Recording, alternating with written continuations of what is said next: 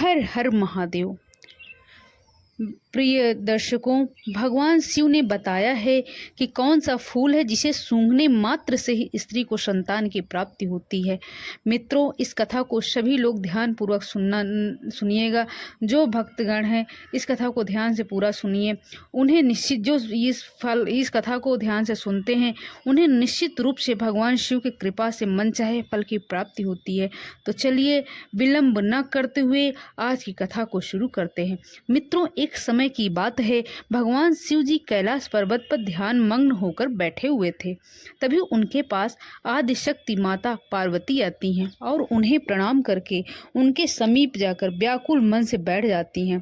थोड़ी देर बाद भगवान शिव जी अपने ध्यान मुद्रा से बाहर आते हैं और आंख खोलते हैं। फिर वह माता पार्वती से कहते हैं, हे देवी पार्वती, क्या बात है, आज तुम बहुत व्याकुल हो। तभी माता पार्वती कहती हैं, हे स्वामी, आज मैं जब पृथ्वी लोक का दृश्य देख रही थी तो मैं एक अद्भुत दृश्य देखा, जिसे देखकर मेरा मन विचलित हो उठा और मेरे हृदय में ममता की मोह जागृत हो उठी।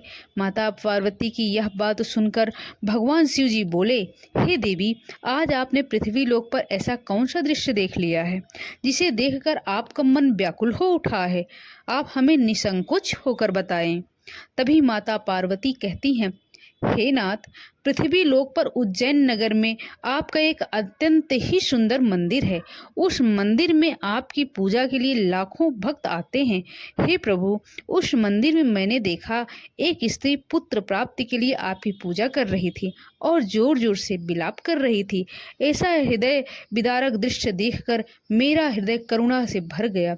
हे प्रभु, जिन माता पिता की कोई संतान नहीं है, जिनकी गोद एक पुत्र के लिए सूनी है, ऐसे माता पिता की गोद कैसे भर सकती है और किस प्रकार से उन्हें पुत्र की प्राप्ति हो सकती है? हे प्रभु, कृपया आप मेरे इस प्रश्न का उत्तर देकर मेरे इस व्याकुल मन को शांत कीजिए। मित्रों, आदिशक्ति माता पार्वती का यह प्रश्न सुनकर भगवान शिव जी कहते हैं, हे देवी, आज आपने संसार की माताओं के कल्याण के लिए अत्यंत ही सुंदर प्रश्न पूछा है। हे देवी, आज मैं तुम्हें एक ऐसे अद्भुत फूल के बारे में बताऊंगा जिसे सूंघने मात्र से ही स्त्री को पुत्र की प्राप्ति हो जाती है। तभी माता पार्वती कहती हैं, हे प्रभु, वह कौन सा फूल है जिसे सूंघने मात्र से ही निसंतान माता को संतान की प्राप्ति हो जाती है, और उस फूल को किस प्रकार से प्राप्त किया जा सकता है? तभी भगवान शिव जी कहते हैं, हे देवी, यह सब जानकारी मैं तुम्हें एक छोटी सी कथा के माध्यम से देना चाहता हूँ, जिसे सुनने के बाद आपको आपके प्रश्न का उत्तर मिल जाएगा। मित्रों, कथा प्रारंभ करने से पहले आप सभी से निवेदन है कि इस कथा को प्रारंभ से अंत तक अवश्य सुनना, तभी आपको इस कथा को सुनने का लाभ प्राप्त होगा। मित्रों, मैं आदिशक्ति माता पार्वती से प्रार्थना करती हूँ कि जो भी श्रोतागण इस कथा को श्रवण कर रहे हैं, आप उनके सभी मनोरथ पूर्ण करना और उन पर अपने कृपादृष्टि बनाए रखना। भगवान शिव जी कथा का प्रारंभ करते हुए कहते हैं, हे देवी, अनेकों वर्ष पहले की बात है। एक गांव में दीनानाथ का एक साधारण सा किसान रहता था। उस किसान की 3 बेटियां थीं।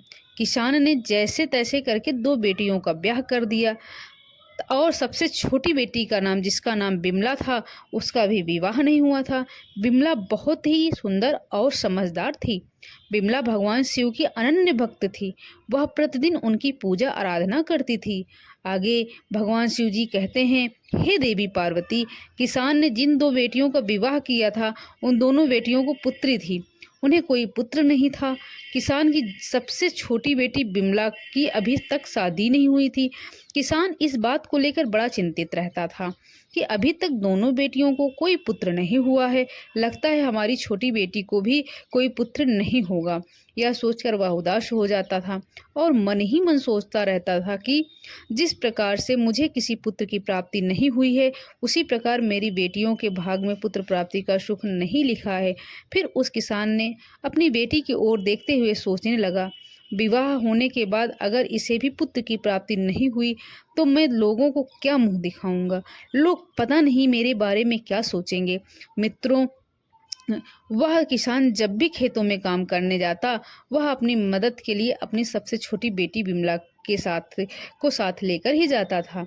एक दिन किसान जब खेत में काम कर रहा था तो गर्मी के कारण उसने अपने कुछ वस्त्र उतारकर खेत के किनारे रख दिए और खेत में काम करने लगा। जब उसका काम खत्म हो गया तो किसान ने अपनी बेटी बिमला से कहा, अरे बेटी बिमला, जाओ, वहां से मैंने जो वस्त्र रखे हैं उन्हें लेकर तो आना जरा। किसान के कहने पर वह कपड़े ले आने चली गई। तभी उसने देखा कि उसके पिता के कपड़ों पर एक सर्प कुंडली मारकर बैठा हुआ था। वह उस सर्प को उठाना नहीं चाहती थी, इसलिए वह वापस अपने पिता के पास गई और उससे बताया, पिताजी, आपके कपड़ों के ऊपर तो एक सर्प कुंडली मार करके बैठा है। अब आप ही बताइए कि मुझे क्या करना चाहिए। अपनी बेटी की बात सुनकर उस किसान ने अपनी बेटी से कहा, बेटी, उस सांप को वहां से उठाकर सावधानी से फेंक देना और मेरे कपड़े लेकर आना। इतना कहकर वह किसान खेत से घर की तरफ चल देता है। मित्रों, आगे की कथा सुनाते हुए भगवान शिव जी कहते हैं कि देवी पार्वती, वह लड़की अपने पिता की बात को मानकर उस सर्प के पास गई और बहुत ही मधुर स्वर में कहा, हे नागराज, सर्व देवता, क्या आपको आराम करने के लिए कोई मुलायम बिस्तर जैसा जगह चाहिए? बिमला की मुख से यह बात सुनकर वह सर्प बहुत ही मैत्रीपूर्ण आंखों से बिमला की ओर देखने लगा। उस सर्प को देखकर बिमला समझ गई कि यह कुछ कहना चाहता है।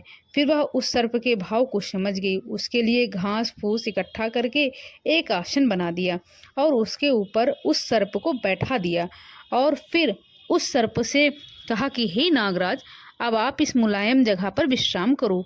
इतना कहकर किसान की बेटी बिमला अपने पिता के वस्त्र को लेकर घर की ओर जाने लगी। तभी उस सर्प ने बिमला से कहा कि हे सुंदरी, क्या तुम प्रतिदिन मेरी सेवा में आना चाहोगी? मैं जानता हूँ तुम्हारे पिता बहुत ही गरीब हैं। वह मुझे दूर फेंकवाना चाहते थे क्योंकि उन्हें उनके कपड़े मिल सके। हे सुंदरी, तुम बहुत साफ हृदय वाली लड़की हो। मैं तुम्हें पसंद करता हूँ। यदि तुम प्रतिदिन मुझे अपने साथ घुमाने ले चलोगी तो मैं तुम्हें बदले में बहुत सारा धन दूंगा। फिर उस सर्प ने अपनी सच्चाई किसान की बेटी से बताते हुए कहा कि हे राजकुमार, हे सुंदरी, मैं एक राजकुमार हूँ। साधु महात्मा के श्राप के कारण मैं 3 वर्ष के लिए सर्प बन गया हूँ। यदि तुम 3 वर्ष तक मेरी सेवा करना चाहो तो मुझे इस श्राप से छुटकारा मिल जाएगा और फिर राजकुमार बनते ही मैं तुम्हारे साथ विवाह भी कर लूँगा। उस सर्प की बात को मानकर हामी भर देती है और फिर बिमला उसे प्रतिदिन घुमाने के लिए तैयार हो गई और उस सर्प से बोली, हे राजकुमार, मुझे आपकी शर्त मंजूर है। आप जैसा बोल रहे हैं अब मैं वैसा ही करूंगी। इतना कहकर वह उस सर्प को वचन देकर अपने घर चली गई और अगले दिन सुबह उठकर वह अपने पिता के पास गई और बोली, पिताजी, मैंने हर प्रकार का कहना मानती हूँ, अपितु मैंने अपनी और आपकी गरीबी देखी है। मैं काफी समय से घर पर रह चुकी हूँ। अब मैं दुनिया में अपनी किस्मत आजमाने जा रही हूँ। कृपया आप मुझे जाने की अनुमति दें। अपनी बेटी की यह बात सुनकर किसान को गुस्सा आ गया। वह अपनी जवान बेटी को कहीं नहीं जाने देना चाहता था, इसलिए उसने अपनी बेटी को जाने की अनुमति नहीं दी। लेकिन किसान की बेटी बिमला अपने पिता से जिद करके घर से बाहर निकल गई और उस सर्प से मिलने चल देती है क्योंकि उसने उस सर्प से वादा किया था। थोड़ी देर बाद वह सर्प के पास जा पहुंची। बिमला को देखकर वह सर्प बहुत प्रसन्न हुआ और बोला, अब तुम आ गई हो तो मुझे थोड़ा इधर उधर घुमाने के लिए ले चलो। फिर किसान की लड़की ने वैसा ही किया। उसने उस सर्प को अपने साथ लिया, उसे घुमाने के लिए चल दी। उस सर्प को घुमाने के बाद जब वह उसे लेकर वापस जंगल में आती है तो वह देखती है कि उसके सामने एक शानदार महल जंगल में अचानक से प्रकट हो गया। उस महल में एक बड़ा सा कमरा था जिसमें एक बड़ी मेज थी जो तरह तरह के खाने को व्यंजनों से सजी हुई थी। इस प्रकार का खाना उस किसान की लड़की ने अपने पूरे जीवन काल में कभी नहीं देखा था। फिर तो किसान की लड़की ने भर पेट खाना खाया। खाना खाने के बाद वह सोने के लिए अपने बिस्तर पर चली गई और फिर रोजाना हर दिन वह एक घंटे के लिए उस नाग को अपने साथ रखती। उसके बाद महल में जाती जहां उसके लिए सब कुछ तैयार किया जाता था। उसके लिए महल में शानदार व्यवस्था की जाती थी। इस प्रकार धीरे धीरे 1 वर्ष बीत जाने के बाद एक दिन किसान की बेटी ने उस सर्प से कहा, हे नागराज, मैं बहुत दिनों से अपने परिवार से दूर हूँ, अब मुझे उन्हें एक बार मिलना है। बिमला की बात सुनकर उस सर्प ने बिमला को उसके पिता से मिलने की अनुमति दे दी और कहा कि अगले दिन वापस लौट आना। इस प्रकार किसान की लड़की ने अपने पिता और अपनी दोनों बहनों के लिए सोने चांदी के आभूषण और अन्य बहुमूल्य सामान लेकर अपने घर की तरफ चल देती है। कुछ समय बाद जब वह इतना सारा धन लेकर अपने पिता के पास पहुंची तो उसके पिता, उसकी बहनें इतना सारा धन देकर आश्चर्यचकित रह गई और सब जानना चाहते थे कि इतना सारा धन इसे कहाँ से मिला, इसका मालिक कौन है। लेकिन उस लड़की ने कुछ भी नहीं बताया, क्योंकि उस सर्प ने बिमला को यह बात बताने से मना किया था। किसान ने सच्चाई जानने के लिए बिमला से कई बार पूछा, लेकिन बिमला ने अपने पिता की कुछ नहीं बताया। तभी किसान को क्रोध आ गया। उसने बिमला को बहुत मारा पीटा। इतना मार खाने के बाद भी बिमला ने कुछ नहीं बताया। अगले दिन सुबह होते ही बिमला उस सर्प के पास वापस जंगल में चली गई और फिर उस सर्प को हर दिन 1 या 2 घंटे तक घुमाने ले जाती रही। इस प्रकार दूसरे वर्ष के अंत में एक बार फिर वह अपने पिता और अपनी बहनों से मिलने गई और इसी प्रकार तीसरे वर्ष के अंत में भी मिलने गई। जब किसान की लड़की तीसरी बार उस सर्प को छोड़कर अपने पिता के और अपनी बहनों से मिलने के लिए गई तो जाने से पहले सर्प ने बिमला से कहा था कि तुम आज ही लौट आना, कल तक अपने पिता के घर में मत रुकना। सर्प की बात सुनकर वह लड़की उसे वचन देकर उस सर्प को छोड़कर चली गई। उधर जब वह लड़की अपने पिता के पास पहुंची तो उसके पिता और उसकी बहनों ने इस बात पर जोर दिया कि जो धन वह अपने साथ लेकर आती है उसका असली मालिक कौन है और तू किसके यहाँ पर काम करती है। अपने पिता और बहनों के पूछने पर बिमला ने उन्हें कुछ भी नहीं बताया। इस बात से उसके पिता ने गुस्से में आकर और उससे बिमला को एक कमरे में ले जाकर बंद कर दिया। जैसे तैसे करके बिमला कमरे से बाहर निकली और भागते हुए जंगल में जा पहुंची। लेकिन जब तक वह घर के जंगल में लौटती तब तक बहुत देर हो चुकी थी। वह सर्प अब वहां पर नहीं था। वह घबरा के इधर उधर सर्प को खोजने लगी।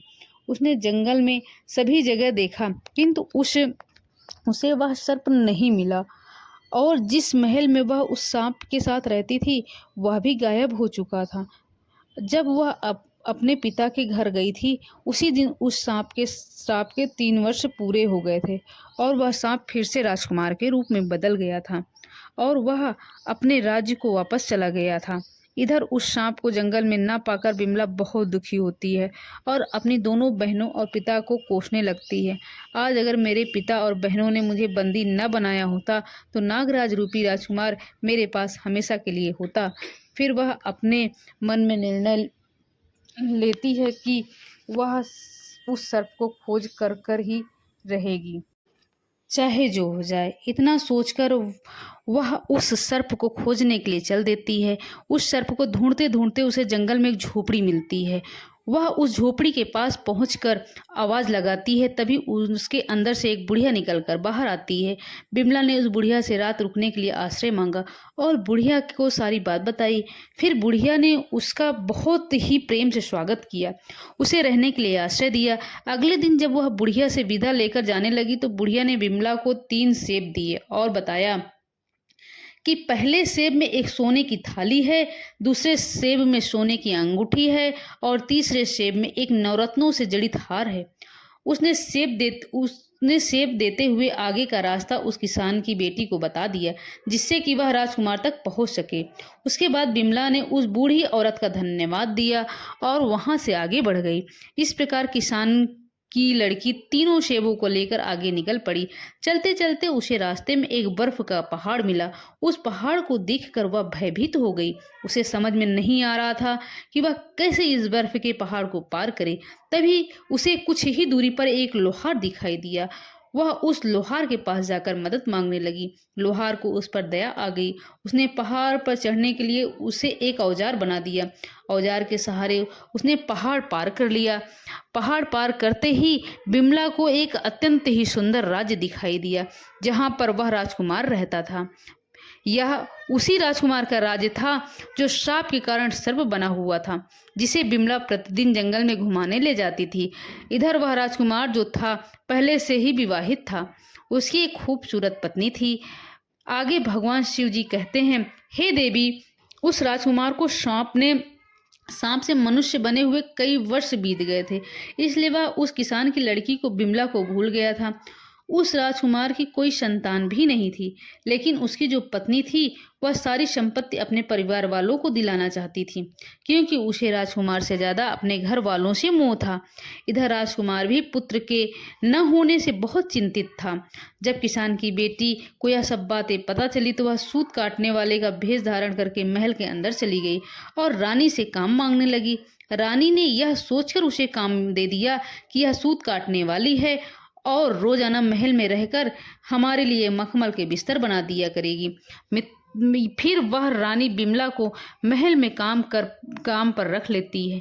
काम मिलने के बाद बिमला ने पहले दिन वाला सेब फोड़ा जो उस बूढ़ी औरत ने उसको दिया था। जैसे ही उसने सेब फोड़ा, उसमें से सोने की एक थाली निकली। जब रानी ने उस थाली को देखा तो उसे वह थाली बहुत पसंद आ गई। रानी ने बिमला से कहा कि हे दासी, मैं तुम्हारी यह थाली तुमसे खरीदना चाहती हूँ। रानी की बात सुनकर बिमला ने कहा, रानी साहिबा, यह थाली मैं आपको एक ही शर्त पे दे सकती हूँ। यदि आपको मेरी शर्त मंजूर हो तो बताइए। तभी रानी ने बिमला से पूछा, हे दासी, तुम्हारी क्या शर्त है, बताओ। मुझे तो बिमला ने अपनी शर्त बताते हुए कहा, रानी साहिबा, अगर आप मुझे एक रात के लिए अपने पति के साथ सोने दोगी तो ही यह थाली मैं आपको दे दूंगी। आप मुझे क्षमा करें, किंतु मेरी यही एक शर्त है। रानी ने बिमला की बात मान ली, क्योंकि उसे वह सोने की थाली बहुत पसंद थी। फिर क्या था मित्रों, जैसे ही शाम हुई, रानी ने राजा को नींद की औषधि दे दी। इस प्रकार से राजा को गहरी नींद आ गई, वह सो गया। फिर राजा के सो जाने के बाद रानी किसान की लड़की को राजा के शयन कक्ष में ले गई और राजा के पास छोड़कर चली गई। उधर किसान की लड़की बिमला राजा के समीप जाकर बिस्तर पर बैठ गई और फूट फूट कर रोने लगी और कहने लगी, हे राजकुमार, आप मेरे साथ क्यों छल किया? मैं 3 साल तक आपकी सेवा की हूँ।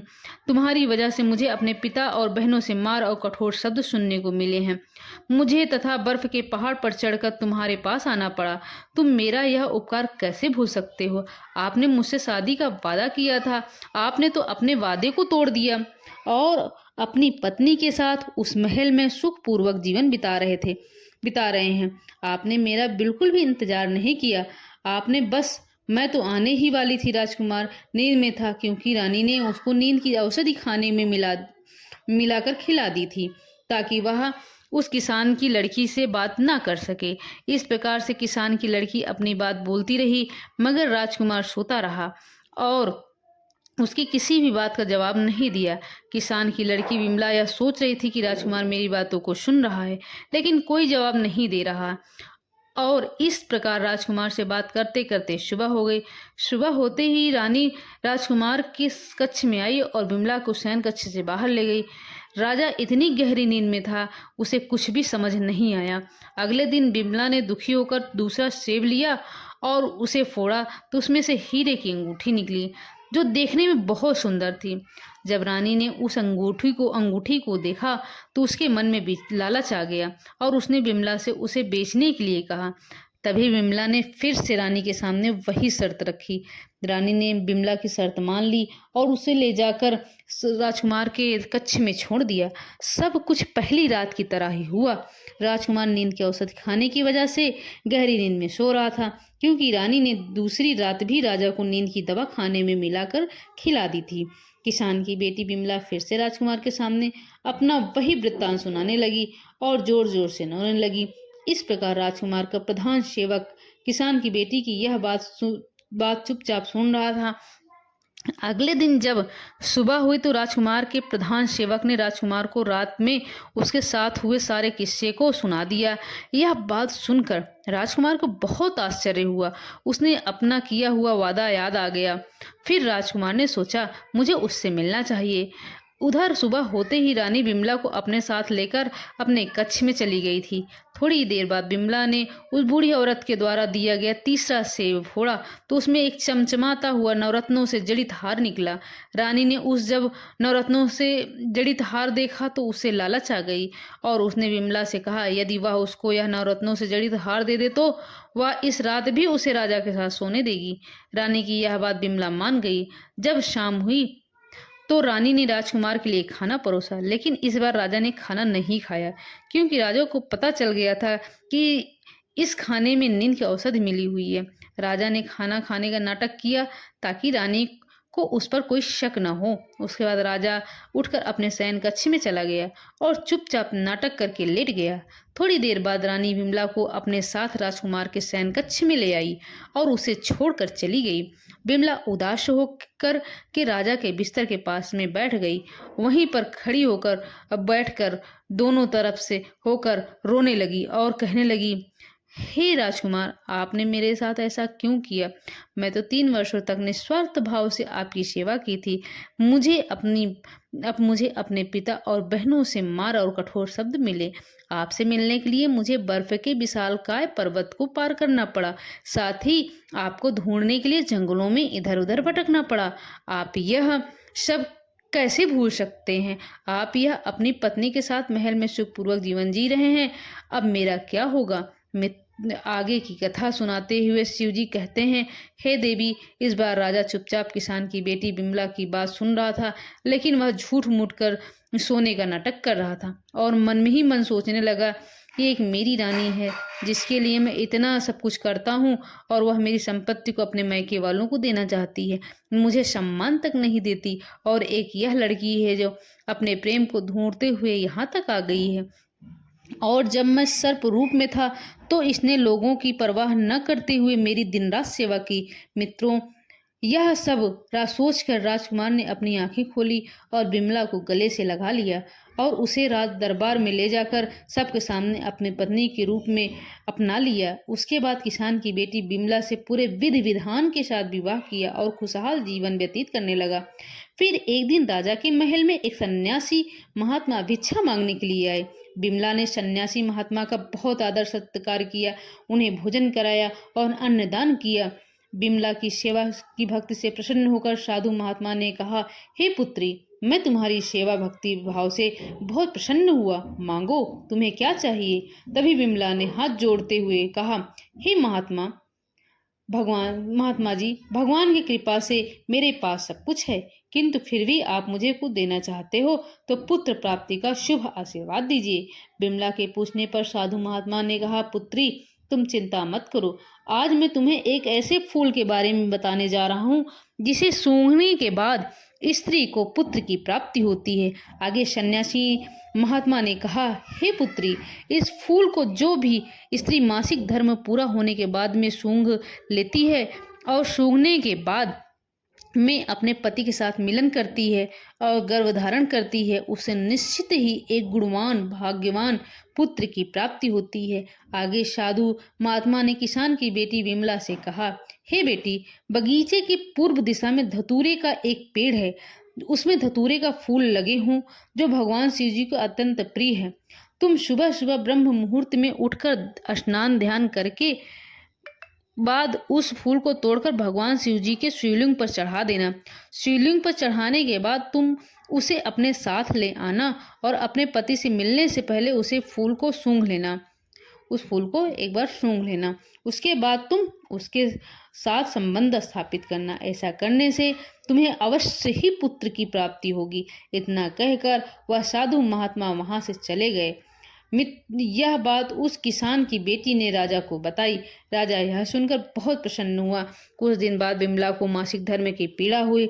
उसके बाद वह मासिक धर्म से निवृत्त होकर स्वच्छ होने के बाद में धतूरे के फूल को तोड़कर भगवान शिव जी के शिवलिंग पर अर्पित करती है। उसके बाद घर लाकर उस फूल को सूंघ लेती है और राजा के साथ संबंध स्थापित करती है और फिर वह गर्भ धारण करती है। जब उसके गर्भकाल का समय पूरा हुआ तब बिमला ने एक तेजवान और गुणवान पुत्र को जन्म दिया। पुत्र की प्राप्ति की खुशी में राजा ने सारे राज्य में मिठाई बांटी और गरीबों को दान पुण्य किया। बिमला ने जब यह बात अपने पिता को बताई तो उसके पिता बहुत खुश हुए। बिमला ने अपनी बहनों को भी फूल वाली बात बताई, यहाँ तक कि राजा की पहली रानी को भी उसने यह फूल सूंघने की वाली बात बताई। फिर तो सभी को पुत्र की प्राप्ति हुई और जिसने पुत्री चाही उसे पुत्री की प्राप्ति हुई। हे दोस्तों, आगे भगवान शिव जी कहते हैं कि हे देवी पार्वती, इस प्रकार से आज की यह कथा समाप्त हुई। आपको यह